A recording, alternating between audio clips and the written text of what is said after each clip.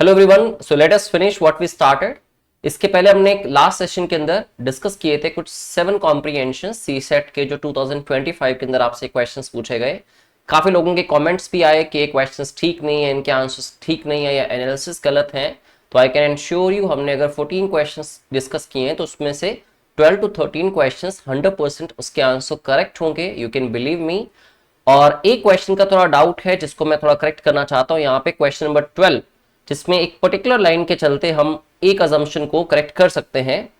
And what that particular line and how we can solve this question is, जैसे कि question number 12 के अंदर था, अजम्पशंस थी green energy production can be linked to और integrated with the climate change mitigation and adaptation strategies. ठीक है, जबकि सेकंड वाला ऑप्शन हम करेक्ट नहीं कर सकते क्योंकि पैसेज में इसकी बिल्कुल भी मेंशनिंग नहीं हुई, जहां पे बात हुई कि effects of climate change are much more severe in coastal and mountainous regions. ये इनकरेक्ट होगा, लेकिन फर्स्ट माइट बी करेक्ट, ये करेक्ट हो सकता है सिर्फ एक लाइन के चलते, क्योंकि यहाँ पे जैसे लिखा हुआ था मेंशन द पैसेज के अंदर, Himalayan regions have their own unique challenges, उसके बाद and selected parts of peninsular India and offshore areas offer great opportunities. यहां बस जो वर्ड लिखा है ना, offer great opportunities for what, for harnessing wind power. ठीक है, तो उसके चलते आपका ऑप्शन 1 जो अजम्पशन का है that could be correct. Okay, इसके अलावा जो नेक्स्ट पैसेजेस हैं उनको कंटिन्यू करते हैं। ये हो गया था हमारा डिस्कस। आई थिंक ये क्लासरूम वाला हो गया था, इसके बाद वाला पैसेज में स्टार्ट करना है, if there is inequality in the pattern of population. ठीक है, तो चलिए यहां से पढ़ना स्टार्ट करते हैं। ये क्वेश्चन नंबर 33 और क्वेश्चन नंबर 34 को सर्व करेगा। So let us go through the passage and thereafter will see the question and their answer options. ठीक है, कंफ्यूज्ड मत हो अगर हम लोग ये आंसर की एनालिसिस आपके साथ हो रहे हैं, क्योंकि सारे इंस्टीट्यूट के आंसर की आप देख रहे हैं काफी वेरी कर रही है। अगर टोटल 29 क्वेश्चंस आए हैं तो I can assure you, even assure you कि 27 एटलीस्ट 27 क्वेश्चंस के आंसर आपके 100% करेक्ट आपको आंसर के में देखने को मिलेंगे। ठीक है, एक या दो क्वेश्चन जिसमें आपको बता रहा हूं कि प्रोबेबिलिटी है कुछ चेंजेस हो सकते हैं। ठीक है, परसेप्शन अलग होता है पढ़ने का। ठीक है, there could be some marginal gap, otherwise 27-28 questions के आंसर आपको यही मिलेंगे। So the passage is, if there is inequality in the pattern of population, कि अगर आपको इनइक्वालिटी दिखती है पॉपुलेशन के पैटर्न में, पॉपुलेशन ग्रोथ के पैटर्न में, there is a great inequality in food production and utilization। तो inequality बहुत बड़ी है कहां पे, फूड की प्रोडक्शन में और फूड की यूटिलाइजेशन के अंदर। as societies become wealthier their consumption of animal products increases। अब जैसे जैसे सोसाइटी में लोग जो वेल्दी होते हैं, रिच होते हैं, तो उनकी कंजम्पशन ये क्यों बढ़ती है, क्योंकि आप भी जानते हैं कि आजकल हर एक पर्सन फिटनेस फ्रीक बनना चाह रहा है या फिर होना चाह रहा है, क्योंकि उसको फिटनेस के लिए इतनी मोटिवेशनल वीडियोस मिलती हैं और उसके लिए उनको लगता है कि एक हाई डाइट जो प्रोटीन डाइट है वो कंज्यूम करना बहुत इंपॉर्टेंट है, स्पेशली जो लोग एक्सरसाइज करते हैं। तो इसलिए कंजम्पशन बढ़ जाती है, कंजम्पशन किसकी, एनिमल प्रोडक्ट्स की। ठीक है, this means that a great portion of such basic food stuff, जो बहुत बड़ा पोर्शन है बेसिक फूड स्टफ का, as grains and legumes that could feed humans directly, जो ह्यूमंस को डायरेक्टली फीड भी करते थे। ठीक है, कर सकते थे। ओके, इसके अंदर जैसे कि पर्टिकुलरली हम देखें तो ग्राम्स, जैसे कि आप काले चने की बात करते हैं, ठीक है, ये वाली चीजें आ जाती हैं। Could feed humans directly is instead being converted into feed for poultry. तो जो डायरेक्टली आप कंज्यूम कर सकते थे, अब उसी को यूज किया जा रहा है पोल्ट्री को फीड करने के लिए, जो हम बात करते हैं चिकन्स की, एंड लार्ज फार्म एनिमल्स को भी। येट दिस कन्वर्जन ऑफ, अब येट लगा है, that means there is some contradictory statement. This conversion of plant-based food into animal food for humans is far from efficient। ये efficiency से तो बहुत दूर है। Only 16% of the calories fed to chickens are recovered by us। जो उनको calories दी जाती हैं बेसिकली हमारे बेसिक फूड से, उसमें से 16% की हम रिकवर कर पाते हैं when we eat them। Now this conversion rate goes down to 5 to 7%, जबकि ये 5 से 7% पे भी गिर जाता है in large animals that are fed grain to add fat and some protein before slaughtering. ठीक है, now which of the following statements best reflects the crux of the message. ठीक है, crux of the passage basically कि अगर आपको summarise करना हो तो आप इन शॉर्ट इसको कैसे समराइज करोगे, whatever you have understood from the given information. Now There is an urgent need for a public policy to promote the consumption of cereal-based foods in wealthier societies. ठीक है, इसमें किस तरह की suggestion नहीं दी गई कि हमें पर्टिकुलरली ऐसा करना चाहिए. आप अगर ऑथर की टोन को समझें तो पर्टिकुलरली वो कंपैरिजन कर रहा है, डायरेक्टली आप फूड को कंज्यूम करते हैं, दूसरा आप एनिमल्स को फीड करते हैं, स्पेशली पोल्ट्री को फीड करते हैं, उसके बाद पोल्ट्री को कंज्यूम करते हैं आप, चिकन्स को, एनिमल बेस्ड जो भी फूड होते हैं उसके कंपैरिजन में कितनी एफिशिएंसी की कमी आती है. ठीक है, वो बेसिकली वो पैसेज के अंदर डिस्कस कर रहा है. Animal based food is far less efficient than grain और plant based food in terms of production and utilisation. Exact इन्हीं वर्ड्स के अंदर पैसेज के अंदर चीजें मेंशन हुई हैं, तो इसका करेक्ट आंसर यही बनना चाहिए. अगर आप ऑप्शन सी देखना चाहें तो plant based protein should replace the animal based protein in our daily diets. इसके तो अगेंस्ट बात कर रहा है ऑथर, राइट. और किसी तरह की इस तरह की अर्जेंसी या पब्लिक पॉलिसी की बात भी नहीं हुई. Inequality in food production and consumption is inevitable, मतलब इसको तो आप रोक ही नहीं सकते, फिर तो आप पूरे पैसेज को ही नेग्लिजिबल कर रहे हैं, राइट. तो इसलिए ऑप्शन इसका बी करेक्ट आंसर होगा. अब इसके बाद नेक्स्ट क्वेश्चन अगर आप देखें तो that was with reference to the above passage the following assumptions have been made. अब असम्पशन वही होने चाहिए जो पैसेज को सपोर्ट करे, right. The food manufacturing and processing industries in every country should align in processes accordance with the changing needs of the societies. अब वो passage में इसके ऑपोजिट बात कर रहे हैं कि आप जो एनिमल बेस्ड फूड खा रहे हैं वो इतना एफिशिएंट है नहीं, जो इसके आप पहले समझ चुके हैं और आपने आंसर ऑप्शन भी लगा लिया 33rd क्वेश्चन का, तो ये तो बिल्कुल उसकी कॉन्ट्राडिक्टरी जा रही है, राइट. अगर सेकंड देखें, wealthier societies tend to incur great loss of calories of food material due to indirect utilisation of their agriculture produce which was explicitly mentioned in the passage as well. इसलिए इसका first के बजाय second correct होना चाहिए. तो अगर second correct आप करते हैं तो ऑप्शन बी इसका सही आंसर आपको देखने को मिलेगा. ठीक है, तो ये हो गया हमारा क्वेश्चन नंबर 33 एंड 34. और इस चीज पे चैलेंज करना वुड बी रॉन्ग कि इसके अलावा भी आंसर्स हो सकते हैं, क्योंकि मुझे लगता है कि यही करेक्ट आंसर्स हो सकते हैं इस पैसेज के. There is no other option we can choose. Now let us go through the next passage जो कि क्वेश्चन नंबर 41 और आई थिंक इसके नंबर नीचे क्वेश्चन नंबर 42 को भी सर्व करेगा. So the passage is over the next 30 years, अगर आप अगले साल 30 साल की बात करें, many countries are promising to move to net zero carbon. तो प्रॉमिस कर रही है कि नेट जीरो कार्बन पे आ जाएंगे. इंप्लाइंग क्या? Implying that household emissions will have to be cut to close to nothing. A leading climate scientist reckons that. अब देखिए पर्टिकुलरली कारण तो बहुत सारे, बट इसमें इसने स्पेसिफिकली मेंशन किया इंप्लाइंग द हाउसहोल्ड एमिशंस. ठीक है, हाउसहोल्ड एमिशंस पे फोकस किया. Leading climate scientist reckons that, उनका ऐसा मानना है, वो विश्वास करते हैं, at best half the reduction might be achieved. अब यहां आप देख भी पा रहे हैं, अगर हाफ हो रही है मतलब बात स्पेसिफिकली इसकी कर रहा है, बट कारण बहुत सारे हो सकते हैं. ठीक है, so half the reduction might be achieved through demand side measures such as behavioural changes by individuals and households. तो अगर इनमें बिहेवियरल चेंजेस किए जाएं तो आधी दिक्कत दूर हो सकती है, right. And even that would require, और इसके लिए रिक्वायरमेंट और किसकी पड़ेगी? Companies and governments to provide more incentives, कि कंपनीज और गवर्नमेंट और इंसेंटिव्स प्रोवाइड करें to change through supply side investment to make low carbon options cheaper and more widely available. ठीक है, तो लास्ट में कंक्लूजन में उसने एक सजेशन भी दिया कि कंपनीज और गवर्नमेंट्स को इसके लिए पर्टिकुलरली क्या स्टेप्स लेने चाहिए. अब क्वेश्चन आपके सामने था, which of the following statement best reflects the central idea of the passage. ठीक है, central idea should be inclusive of everything that has been mentioned in the particular passage. Moving to net zero carbon is possible only by reducing in household. अब इसमें देखिए इसने कहा only by reduction in household, जबकि passage के अंदर भी कहा है कि half of the problem can be sorted out, right. तो स्पेसिफिकली बात हाउसहोल्ड की हुई है, लेकिन उससे हाफ ऑफ द प्रॉब्लम ही ठीक होगी, बट इसके अंदर एक एक्सट्रीम स्टेटमेंट ऐड की गई, only by reduction in household, जो कि इनकरेक्ट हो जाता है. ठीक है, अगर आप सेकंड ऑप्शन देखें, लो कार्बन बिहेवियर इन पीपल, लोगों की बात हुई थी, राइट, हाउसहोल्ड की बात हुई थी, can be brought about by incentivising them. अब उसमें क्या हुआ था कि गवर्नमेंट और कंपनीज को इंसेंटिव्स देने चाहिए उनको. ठीक है, तो this option could be correct. Option C पढ़ लेते हैं एक बार. Cheaper goods and services can be made available to people by using low carbon technologies.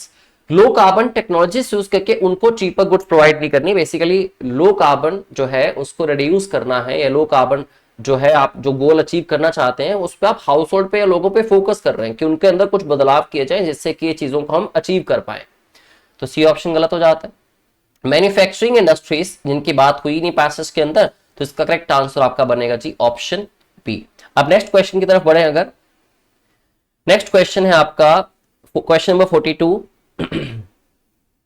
With reference to the above passage the following assumptions have been made। अब फिर से कुछ assumptions create की गई, but obviously they could be aligned with the passage that has been given to you, क्योंकि लिखा भी साफ साफ आता है with reference to the above passage, right.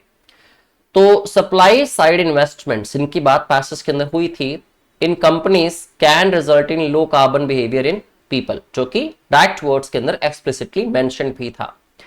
People are not capable of adapting low carbon behavior without involvement of government and companies। Now अपने आप में ये स्टेटमेंट एक एक्सट्रीम स्टेटमेंट हो जाती है कि कंपनीज और गवर्नमेंट की इन्वॉल्वमेंट के बिना तो लोग मतलब जैसे कि पढ़े लिखे ही नहीं है या फिर उनको समझ ही नहीं है, उनको नॉलेज नहीं है इस चीज की, वो तो इस चीज को चाहते ही नहीं है, तो उनकी इन्वॉल्वमेंट के बिना तो ये कभी समझेंगे नहीं इस चीज को, केपेबल ही नहीं है अडेप्ट करने में। तो सेकंड ऑप्शन आपका गलत हो जाता है और फर्स्ट आपको सिर्फ कंसीडर करना चाहिए, तो इसलिए ऑप्शन आपका बनना चाहिए ओनली 1A। ठीक है, moving forward, next passage. In only 50 years the world's consumption of raw materials has nearly quadrupled। सिर्फ 50 साल की अगर बात की जाए तो दुनिया की जो कंजम्पशन है नए मटेरियल्स की वो 4 गुना के आसपास हो चुकी है। ठीक है, इसका मतलब होता है multiply by 4 to more than 100 billion tons. Less than 9% of this is reused. अब कंजम्पशन बढ़ती जा रही है लेकिन उसमें से 9% से भी कम ऐसी चीजें हैं जिनको रीयूज किया जाता है। ठीक है, नाउ बैटरीज की बात हुई, in particular batteries of old vehicles contain material such as, ये सारे मटेरियल उनके अंदर पाए जाते हैं। Supply chains are long and complicated. Supply chains long process है, कॉम्प्लिकेटेड प्रोसेस है। Buyers risk are being aggravated. जो बायर के रिस्क हैं वो एग्रीवेट हो रहे हैं, मतलब वो वर्स हो रहे हैं और ज्यादा, ठीक है, बुरे होते चले जा रहे हैं, बद से बदतर हो रहे हैं। Bye there supplies poor environmental and labour standards. Now reusing materials make sense. अब इसमें सजेस्टिव फॉर्म आ रहा है, इसका एक सजेस्टिव टोन, ठीक है, कि अगर आप रीयूज करते हैं मटेरियल को तो it makes sense. Now once batteries reach the ends of their life, अगर एक बार ऐसा होता है तो they should what, they should go back to a factory, एक वापस एक फैक्ट्री में उसको भेजना चाहिए, where their ingredients can be recovered and put into new batteries, जहां पे उनके इंग्रेडिएंट्स को रिकवर किया जा सके, रीयूज किया जा सके और नई बैटरीज में डाला जा सके, जिससे कि रीयूज कर पाएंगे आप चीजों को। तो पर्टिकुलरली पूरा पैसेज में फोकस किस चीज पे है कि चीजों को आप रीयूज कीजिए। ठीक है, कंजम्पशन बढ़ती चली जा रही है और रीयूज जो है वो 9% से भी कम है अब तक। तो क्वेश्चन आपसे पूछता है which one of the following statements best reflects the most logical and rational and pragmatic message conveyed by the passage. ठीक है, तो what could it be, let us see. Green economy is not possible without reusing critical minerals. Critical minerals के बिना नहीं हो सकता, जबकि बात किसकी कर रहा था, रीयूज की। ठीक है, तो ये ऑप्शन इनकरेक्ट हो जाता है आपका। Every sector of economy should adapt the reuse of material resources. Circular economy can be beneficial for sustainable growth। अब यहां पे हर एक सेक्टर की बात हुई, जबकि ये पर्टिकुलरली ऑटोमोबाइल्स की बात कर रहा था, बैटरीज की बात कर रहा था, तो ये ऑप्शन गलत हो जाता है। बट हाँ, अगर आप सर्कुलर इकोनॉमी की बात करते हैं कि रीयूज होती रहे चीजें, रिसाइकिल होती रहे, it can be beneficial for sustainable growth, क्योंकि इसमें क्या होगा, जो कंजम्पशन है वो बहुत मात्रा में बढ़ेगी नहीं और जो पुराना मटेरियल है उसको यूटिलाइज करके आप बेनिफिट ले सकते हैं। Circular use of material resources is the only option for some industries for their survival. Survival की जगह अगर ग्रोथ होता तो शायद कंसीडर करते, ओनली वर्ड ना होता शायद कंसीडर करते, एक्सट्रीम ना होता, इसलिए ऑप्शन सी इसका करेक्ट आंसर होगा। ठीक है, thereafter again two assumptions have been made with reference to the above passage. The following assumptions have been made. Automobiles factories are examples of this circular economy. Economic growth is compatible with circular use of mineral resources। अब देखो ये तो option 100% की correct है। अगर आप central idea या message की बात करें या पैसेज को पढ़ते हैं तो ये आपको चीजें साफ साफ लिखी हुई, डायरेक्टली एक्सप्लिसिटली मेंशन की हुई दिखती हैं। इस ऑप्शन में थोड़ा डाउट है, इट कुड बी करेक्ट, क्योंकि इसमें वर्ड इन्होंने एग्जांपल्स यूज किया, although automobile factories are not the only examples of. ठीक है, अगर ये ओनली एग्जांपल्स लिखता फिर तो ये 100% इनकरेक्ट होती। तो this could be right, could be wrong. ठीक है, क्योंकि ऑटोमोबाइल फैक्ट्री सिर्फ और सिर्फ सर्कुलर इकोनॉमी के एग्जांपल्स तो नहीं है। अगर वो सिंपली कह रहा है कि आप उसको फैक्ट्री के अंदर भेजते हो, फैक्ट्री के अंदर ये चीजें होगी, क्योंकि ऑटोमोबाइल तो बहुत चीजों में रोल प्ले करता है अपना, ठीक है। तो it could be wrong, it could be right, but second तो 100% करेक्ट है। तो ये तो उसका 100% आंसर होगा, बट चांसेस है 50-50 के ऑप्शन सी भी इसका करेक्ट आंसर हो सकता है, राइट। चलिए आगे बढ़ते हैं। Now the next passage, just a moment, okay. It is hard to predict, मतलब अंदाजा लगाना मुश्किल है, how changes in the climate and the atmosphere's chemistry will affect the prevalence and agricultural diseases. तो ये अंदाजा लगाना मुश्किल है कि जिस तरह से क्लाइमेट चेंज हो रहा है या एटमोस्फियर केमिस्ट्री है, वो किस तरह से प्रभाव डालेगी प्रेवलेंस पे जो चीजें आज चल रही हैं और एग्रीकल्चर डिसीजेस के ऊपर। But there is a risk that such changes will make some plants infections. Risk है कि कुछ प्लांट्स के अंदर इसकी वजह से इन्फेक्शंस हो सकती हैं, more common in old climatic zones, ठीक है, कॉमनली सारे क्लाइमेटिक जोन्स के अंदर, perhaps catastrophically so. Part of the problem is that centuries of selective breeding, जब बहुत सेंचुरीज से सिलेक्टिव ब्रीडिंग हो रही है, have refined the genomes of most high value crops.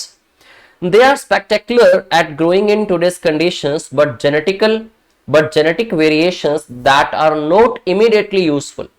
जो genetic variations हैं जो कि immediately useful नहीं है, to them have been bred out. This is good for yields, production के लिए अच्छा है, but bad for कॉपिंग with changes. लेकिन जो चेंजेस हो रहे हैं उसके लिए चीज बैडली इंपैक्टफुल हो सकती है, एडवर्सली इंपैक्टफुल हो सकती है। अ माइनर डिसीज और इवन एन अननोन वन, एक छोटी सी डिसीज है जिसके बारे में पता नहीं है, कुड सडनली रैम्पेज। तो कुड का मतलब पॉसिबिलिटी है कि वो रैम्पेज कर देगा, डिस्ट्रॉय करेगा, अटैक करेगा through a genetically owned crop, ठीक है। तो ये कुछ नॉलेज आपको इस पैसेज से मिलती है। अब इसमें क्वेश्चन पूछा गया आपसे सेंट्रल आइडिया का गेन, ठीक है। Global climate change adversely affects the productivity of crops. तो ग्लोबल क्लाइमेट चेंज है, एडवर्सली अफेक्ट करता है प्रोडक्टिविटी ऑफ क्रॉप्स को, ठीक है। इट कुड बी राइट अगर हम थोड़ी वेरिएशन करते हैं इसमें कि ग्लोबल क्लाइमेट चेंज जो है एडवर्सली अफेक्ट करता है, देयर इज अ पॉसिबिलिटी कि प्रोडक्टिविटी को, क्रॉप्स को अफेक्ट करेगा। क्योंकि अगर आप पीछे देखें तो यहां पे लिखा हुआ था क्योंकि मेजरली आप इस चीज को इग्नोर मत कीजिए, यहां पे पर्टिकुलर डिसीज की बात हो रही है, ठीक है, इन्फेक्शंस की बात हो रही है। अ माइनर डिसीज और even an unknown one could suddenly rampage through a genetically owned crops, ठीक है। ऑप्शन बी पढ़े अगर आप, our total dependence on genetically owned crops entails possible food insecurity, possible food insecurity, ना कि पूरी तरह से उसका खत्म हो जाना, एक्सटिंक्ट हो जाना, या ना ही इनसिक्योरिटी के अलावा अगर हम वर्ड यूज करें कि वहां पे तो बहुत ज्यादा भुखमरी फैल गई, स्टार्वेशन होगी, तो ऐसी कोई पॉसिबल सिचुएशन एक्सट्रीम नहीं गिवन है, ठीक है। Our food security should not be dependent on agricultural productivity alone. Genetically owned crops should be replaced with their wild varieties in our present cultivation practices. अगर आप सारी ऑप्शंस को analyse करते हैं तो अगर हम बात करते हैं जेनेटिकली क्रॉप्स जो है, जेनेटिकली ओन्ड क्रॉप्स हैं, तो उसमें कुछ ना कुछ थ्रेट के चांसेस हैं जिससे फूड इनसिक्योरिटी आ सकती है। क्योंकि बात यहाँ पे इन्फेक्शन और डिसीज की हुई है, तो possibly this is the only option which seems correct. Option B has to be correct, या फिर it seems correct according to the passage given to us. The next one is with reference to the above passage, the following assumptions again have been made. Global climate change can result in the migration of several plant diseases to new areas. Scientific understanding of the wild relatives of our present crops would enable us to strengthen food security. अब दोस्तों जो भी passage के अंदर आपको particularly information given है, अगर उसके हिसाब से आप देखें तो ग्लोबल क्लाइमेट चेंज की वजह से migration of several plant diseases to new areas. अगर मैं आपको वापस पैसेज दिखाऊं, such changes will make some plant infections more common in old climatic zones, ठीक है। तो इसकी वजह से ऑप्शन 1 तो आपका करेक्ट हो जाता है। दूसरा, scientific understanding of the wild relatives of our present crops would enable us to strengthen food security, क्योंकि जो लास्ट में लाइन लिखी थी उसका ही अपोजिट इसको लिख के पैराफ्रेज करके यहां मेंशन किया गया, तो which could also be correct. तो इसके हिसाब से 52 का आप देखते हैं तो अजम्पशन देखें तो both 1 and 2 should be correct. Next question पे चलते हैं। Okay, a good statesman like any other sensible human being, ठीक है, कोई भी अच्छा स्टेट्समैन है किसी भी दूसरे सेंसिबल ह्यूमन बीइंग की तरह, learns more from his opponents than from his fervent supporters, जो उसके बड़े एंथुसियास्टिक या पैशनेट सपोर्टर्स होते हैं उनसे ज्यादा वो किससे सीखते हैं? अपने ओपोनेंट से। फॉर हिज सपोर्टर्स, क्योंकि उसके supporters will push him to disasters unless his opponents show him where the dangers are. So if he is wise, he will often pray to be delivered from his friends because they will ruin him. But though it hurts, हालांकि मुश्किलें होती हैं, दिक्कत होती है, बुरा लगता है, he ought also to pray never to be left without opponents. तो बाबर इसमें यही अर्ज कर रहा है पैसेज के अंदर कि उसको ओपोनेंट्स उसकी लाइफ में इंपॉर्टेंट है, ठीक है, लीडरशिप के लिए उसकी लाइफ में ओपोनेंट्स का होना इंपॉर्टेंट है, मोर देन द फ्रेंड्स या more than the fervent supporters. For they keep him on the path of reason and good sense, benefit भी बता रहा है। The national unity of free people depends upon a sufficiently even balance of political power to make. तो अगर हम बात करते हैं नेशनल यूनिटी की लोगों के, तो वो डिपेंड किस पे करती है? Sufficiently even balance of political power. Political power का एक बैलेंस होना चाहिए to make it impracticable for the administration to be arbitrary and for opposition to be revolutionary and irreconcilable, ठीक है। तो इससे आपको चीजें यही समझ आती हैं कि अगर बैलेंस्ड अप्रोच हो, ठीक है, ना तो ऐसा हो कि गवर्नमेंट बहुत ही स्ट्रांग है या गवर्नमेंट में वहां पे तानाशाही टेरर चल रही है तो गवर्नमेंट अपनी ही चलाने लगे, और ना ही ऐसा हो कि ऑपोजिशन इतनी ज्यादा वायलेंट हो, इतनी ज्यादा एग्रेसिव हो कि उसकी वजह से क्या हो, हार्मफुल इंपैक्ट देखने को मिले, ठीक है। तो एक बैलेंस होना इंपॉर्टेंट है जिसमें ओपोनेंट जो होते हैं उनकी इंपॉर्टेंस को बताया गया किसी भी एक अच्छे स्टेट्समैन के लिए।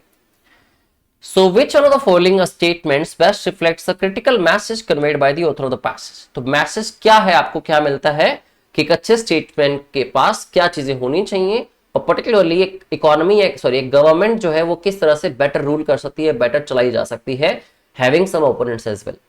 Now without opposition parties, administration in a democracy gets to become more responsible। जबकि वो कह रहा है कि आपको राइट पाथ ओपोनेंट से ही पता लगता है, और यहां पे फर्स्ट ऑप्शन के अंदर कहता है without opposition parties administration in a democracy gets to become more responsible, ठीक है। कि अब देखो अगर गवर्नमेंट कोई चला रही है, कुछ भी काम कर रही है, अब ओपोनेंट नहीं भी है, रिस्पॉन्सिबल तब भी गवर्नमेंट है, ओपोनेंट है चाहे नहीं है, रिस्पॉन्सिबल तो वही है, और यहां पे ओपोनेंट वाला पॉइंट कंसीडर नहीं किया गया। Democracy needs to have revolutionaries in opposition to keep the government alert. Revolutionaries होनी चाहिए डेमोक्रेसी के अंदर, जिससे कि opposition to keep the government alert, जिससे कि गवर्नमेंट अलर्ट रहे कि what is happening what not. अब मान लो इसमें ऑपोजिट पार्टीज हैं, ओपोनेंट्स हैं, अगर वो अलर्ट ना करें तो मतलब गवर्नमेंट काम नहीं करेगी, it will not take the right steps. thereafter rulers in a democracy need the support of opposition for their political survival। political survival के लिए, और यहां पे बात किसकी कर रहा है? सपोर्ट की। ऑब्वियस सी बात है कि ऑपोजिशन है तो सपोर्ट तो क्यों करेगा। In a democracy the opposition is indispensable, मतलब इंपॉर्टेंट है for the balance of political power and good governance. कि अच्छी गवर्नेंस और पॉलिटिकल पावर के बैलेंस के लिए ऑपोजिशन का होना इंपॉर्टेंट है, क्योंकि जहां पे गवर्नमेंट कुछ गलत करेगी तो ऑपोजिट पार्टी क्या करेगी? ऑब्वियसली उसको चीजें ध्यान में लाएगी, उसको सही ट्रैक दिखाएगी, या फिर क्रिटिसिज्म भी होगा जो नॉर्मली क्रिटिसिज्म होना चाहिए कि अगर आप गलत स्टेप ले रहे हैं, अगर ऑपोजिट पार्टी क्रिटिसाइज नहीं करेगी तो obviously they will not come on the right track. तो option D is the only feasible option which we should choose among these four. With reference to the above passage, the following assumptions have been made. In a democracy, a strong opposition is required only if the head of the government is indifferent। तो head of the government कैसा भी हो, opposition होने की बात हो रही है तो पहली ऑप्शन गलत हो जाती है। The more aggressive the opposition, opposition aggressive नहीं होनी चाहिए, वो तो फिर वायलेंस करेगा, वायलेंट आइडियोलॉजी होगी तो वहां पे तो नुकसान हो सकते हैं। The more aggressive the opposition is the better is the governance in the democracy. तो एग्रेसिव नहीं होना चाहिए, ठीक है, हाँ वो प्रैक्टिकल होना चाहिए, थोड़ा क्रिटिसाइजिंग होना चाहिए, बट नॉट एग्रेसिव, ठीक है, it will lead to violation. तो 1 और 2 अगर दोनों निकाल दे तो ऑप्शन डी आपका नीदर 1 नो 2 इसका राइट आंसर बनता है, ठीक है। नेक्स्ट क्वेश्चन देखते हैं दोस्तों। और आप साथ में मुझे कमेंट बॉक्स में ये भी बताइएगा जितने क्वेश्चन के आंसर मैं आपको बता रहा हूं आपने कौन से मार्क किए, कितने क्वेश्चंस आपको लगता है आपके करेक्ट होंगे, ठीक है। क्योंकि अक्सर यही होता है कि अगर मान लीजिए मैं आपके साथ 15 क्वेश्चन डिस्कस करता हूं 15 में से हम दोनों के 13 से 14 क्वेश्चंस के आंसर्स मैच हो रहे हैं, एक क्वेश्चन का आंसर मैच नहीं हो, या फिर आपके खुद के ही 15 में से 5 या 6 क्वेश्चंस के आंसर्स ठीक हुए, 5 गलत हुए, अब एक जो मैंने बताया वो आपका कुछ अलग आंसर था, तो उस पर क्रिटिसिज्म या फिर उस पर ही बात करना हम स्टार्ट कर दें, ठीक है। तो ये बताइए कि आपके कितने क्वेश्चंस के आंसर आपको लगता है फिजिबली करेक्ट हैं, आप 4 जगह से और इसको वेरीफाई कर सकते हैं। There has been no democracy that has grown economically, तो ऐसी कोई डेमोक्रेसी नहीं है जिसने कि इकोनॉमिकली ग्रो किया हो। कैसे? विदाउट कॉर्पोरेट कैपिटलिज्म, बड़ी बड़ी कंपनीज की हेल्प के बिना। तो इट हेल्प्स, जो कॉर्पोरेट कैपिटलिज्म है वो हेल्प करती है, it helps in modernising the economy and enabling the transition from rural to urban. तो एक तो इससे ये बेनिफिट मिलता है आपको, किससे? कॉर्पोरेट कैपिटलिज्म से। तभी उसने बिगिनिंग में कहा, एक असर्शन दी कि कोई ऐसी डेमोक्रेसी नहीं है जो इकोनॉमिकली इनकी हेल्प के बिना ग्रो कर पाई हो। And agriculture to industry and services which are inevitable with growth, ठीक है। Thereafter it generates jobs, एक और बेनिफिट आया। And there is no other way to fix a country's unemployment challenge, unemployment challenge को आप set कर ही नहीं सकते, फिक्स कर ही नहीं सकते without a further unjust to private business, बिना प्राइवेट बिजनेस के, बिना कॉर्पोरेट कैपिटलिज्म के। Big companies can operate on a large scale and become competitive both domestically and externally. A vibrant corporate capitalist base also leads to additional revenues for the state. इससे state को भी revenue मिलता है, ठीक है, क्योंकि particularly जब बड़ी बड़ी कंपनीज होंगी, MNCs होंगी, उसमें लोग जॉब करेंगे, काम करेंगे, तो उनके जो कंपनीज के टैक्सेस होंगे, लोगों ने जो कमाया, एक तो कंपनी के बहुत सारे अमाउंट में अर्निंग के टैक्सेस गवर्नमेंट को मिलते हैं, दूसरा जो वहां लोग काम करें वो भी इनकम टैक्स पे करेंगे, तो गवर्नमेंट को उसका बेनिफिट हमेशा मिलता ही मिलता है। Which in turn can be used for greater welfare, जिसको गवर्नमेंट वेलफेयर के लिए यूज कर सकती है, for marginalised and creating a more level playing fields in terms of opportunities. कुल मिला के इस पूरे पैसेज में बेनिफिट बताया गया कि किसी भी डेमोक्रेसी के लिए इकोनॉमिकली कितना बेनिफिट हो सकता है, किससे? कैपिटलिस्ट, कॉर्पोरेट कैपिटलिस्ट से, ठीक है। So best reflects the critical message. Corporate capitalism is important for economic growth of a state and also a democracy. Absolutely correct. Corporate capitalism imperative important है for a modern state to achieve its political objective के लिए बात नहीं, economical growth के लिए बात हुई। No state can ensure its economic survival, survival नहीं, growth. Corporate capitalism and democracy have mutual dependence. तो कुल मिला के फर्स्ट स्टेटमेंट से आपको क्लियर था कि किसी भी डेमोक्रेसी की ग्रोथ नहीं हो पाई इकोनॉमिकली विदाउट कॉर्पोरेट कैपिटलिज्म। उसी से क्लियर है कि ऑप्शन ए इसका आंसर बनना चाहिए। अच्छा, असम्पशन का क्वेश्चन भी है। With reference to the above passage assumptions बनाई गई कुछ। Corporate capitalism promotes the growth of labour force and provides more employment opportunities, clearly mentioned है पैसेज के अंदर। Poor and marginalised sections of population can be benefited by corporate capitalism due to trickle down effect, बिल्कुल ठीक है, क्योंकि जब उसमें लिखा गया कि इससे गवर्नमेंट को बेनिफिट मिलेगा क्योंकि टैक्सेस आएंगे, उन्हीं को वो यूज करेंगे, ऊपर वर्ड लिखे गए थे साफ साफ, उन्हीं को वो यूज करेंगे for greater welfare for the marginalised, ठीक है। और बेसिकली ट्रिकल डाउन इफेक्ट का मतलब ये होता है कि एक रिच लोग या बड़ी गवर्नमेंट का पैसा कमाना और उसका इवेंचुअली किसी ना किसी तरीके से जो गरीब लोग हैं या फिर जो मार्जिनलाइज्ड कम्युनिटी है उसको इवेंचुअली उसका बेनिफिट मिलना, ठीक है, कि वहां वेलफेयर वर्क होगा। तो दोनों स्टेटमेंट्स ही करेक्ट है, ऑप्शन सी इसका राइट आंसर होना चाहिए, साफ साफ पैसेज के अंदर मेंशन थे। अब पैसेज तो नहीं कहूंगा मैं, एक दो लाइन सी गिवन है। A network of voluntary associations stands as a buffer. Buffer basically होता है जब बात करते हैं आप किसी को बचाने की, किसी को सपोर्ट करने की, तो एक तरह का बैरियर की तरह काम करता है जो आपको बचाने में हेल्प करे। तो जो वॉलंटरी एसोसिएशंस हैं, ठीक है, stand as between the relatively powerless individuals and the potentially powerful state. जो पावरलेस इंडिविजुअल्स हैं, जो मिडिल क्लास के लोग हैं, लोअर मिडिल क्लास के लोग हैं, गरीब लोग हैं, उनका, और जब बात करते हैं हम लोग रिच स्टेट की या बहुत बड़ी कम्युनिटीज की, ठीक है, उनके बीच का जो एक गैप है, ठीक है, उसके बीच में एक बफर का काम करते हैं, एक बैरियर का काम करते हैं जो सपोर्ट करता है या फिर आपको सेव रखता है बाकी चीजों से। तो उसकी में बात की गई वॉलंटरी एसोसिएशंस की, ठीक है। सो इस पैसेज से हम इतना समझ पाए कि बेसिकली ये बैरियर के बीच में काम करना, तो कहीं ना कहीं जो मार्जिनलाइज्ड कम्युनिटीज हैं या फिर लोअर मिडिल क्लास फैमिलीज हैं, मिडिल क्लास फैमिलीज हैं, उनको हेल्प मिलती है, उनको सपोर्ट देता है और उनको सेफ रखता है जब बात होती है एक पावरफुल स्टेट की उससे। इट एम्फसाइजेस, पैसेज का क्वेश्चन क्या था, best explanation of the above, ठीक है, एक्सप्लेनेशन देनी है आपको, बेसिकली इन चीजों को पैराफ्रेज करना है, ठीक है, लाइंस चेंज करके, वर्ड्स चेंज करके सेम बात आपको लिखनी है। It emphasizes the inability of the state to enforce its will in practice against the opposition of certain groups within it. पहली बात तो opposition की बात नहीं, great groups की, ठीक है, और inability word यूज किया गया, तो this will be wrong. It is a cooperative organization for the promotion of the well-being and development of the personality of its member. सिर्फ अपने members की personality के लिए बात कर रहा है और ये cooperative organization है. It takes individual out of a state of the isolation and gives them a chance to participate in the common endeavor. तो बेसिकली उनका ये जो बैरियर है वो किस लिए काम करता है, ताकि सपोर्ट किया जा सके कि जो लोअर लोग हैं, ठीक है, against what, against the powerful state, तो उनके बीच का जो गैप है, ठीक है, वो थोड़ा फिल हो सके, प्लस वो लोगों को भी चांस मिले पार्टिसिपेट करने का। तो इसका सी ऑप्शन आपका ठीक आंसर होना चाहिए। Takes individual out of a state of isolation and gives them a chance या equal opportunity to participate in common endeavor. It permits citizens to have a variety of loyalties and allegiance. ये गलत होगा, option C could be the right answer to this question. Okay? इसके बाद अगर हम देखें, question ढूंढते हैं कहां पे है, बचा है क्या passage? Okay, a single number for inflation, a single number for inflation is an aggregate across different commodities and services. तो कह रहे हैं कि एक सिंगल नंबर यूज किया जाता है इन्फ्लेशन को बेसिकली मेजर करने के लिए, तो वो एग्रीगेट की तरह काम करता है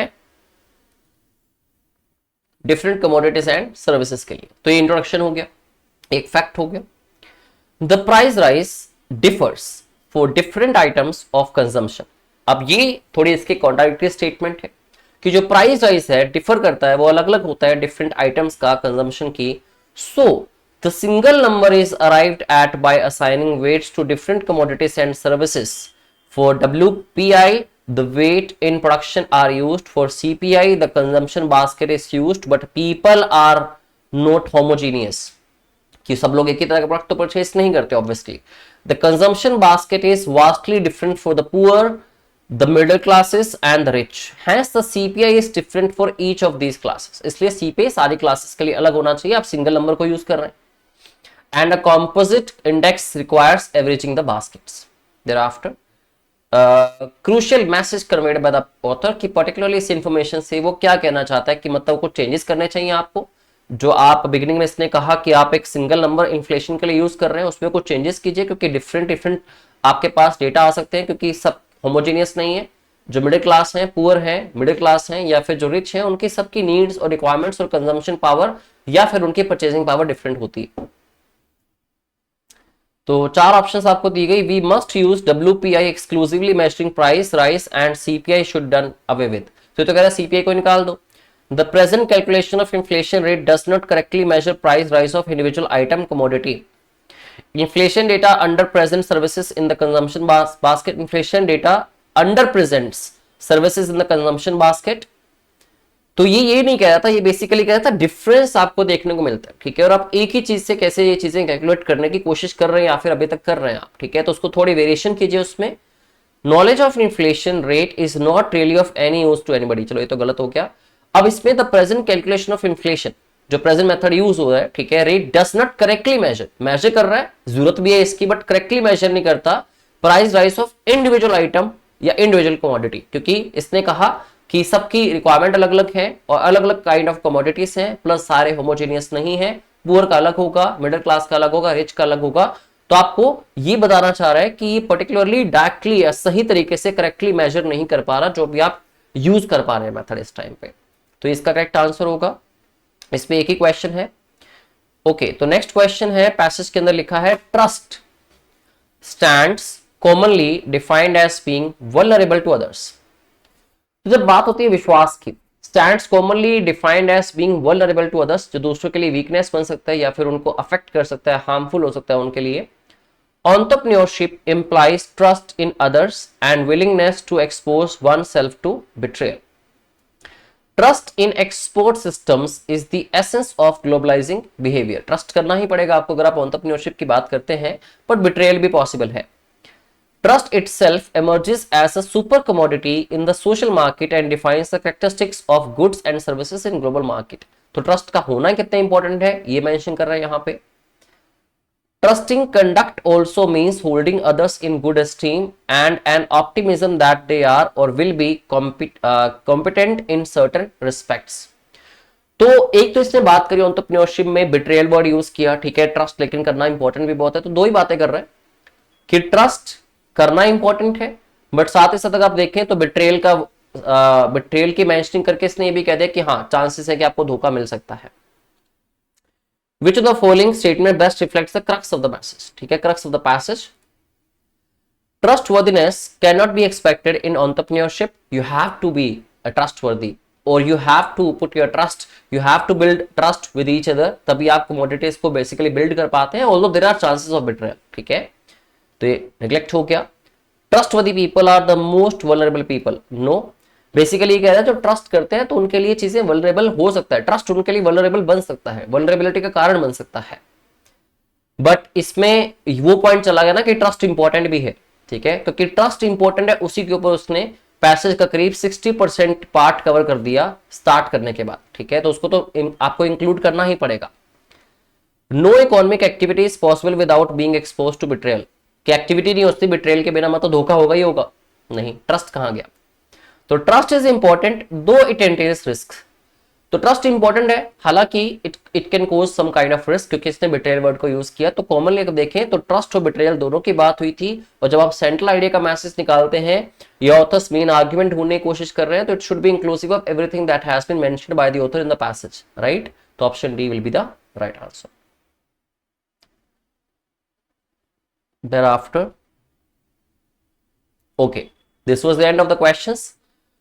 सो अभी हमने आज की इस वीडियो के अंदर आई थिंक 15 क्वेश्चंस डिस्कस किए हैं. ठीक है, प्लस एक पिछला जो क्वेश्चन था out of 14 questions 29 total questions थे. तो उसमें एक क्वेश्चन का आंसर हमें लगता है कि वो जो विंड पावर ग्रीन टेक्नोलॉजी वाला पॉइंट था, इट कुड बी कंसिडर्ड, क्योंकि लिखा हुआ था कि काइंड ऑफ अपॉर्चुनिटी है विंड पावर हार्नेसिंग की, तो उसको आप कंसिडर कर सकते हैं. बाकी आज के क्वेश्चन के आंसर जो मैंने बताए इनको मैच कीजिए. ठीक है, thereafter you can let me know कि आपके कितने क्वेश्चंस के आंसर करेक्ट हुए और किस क्वेश्चन में भी आपको डाउट है, so that I can clear it out. Okay, well thank you very much, have a good day.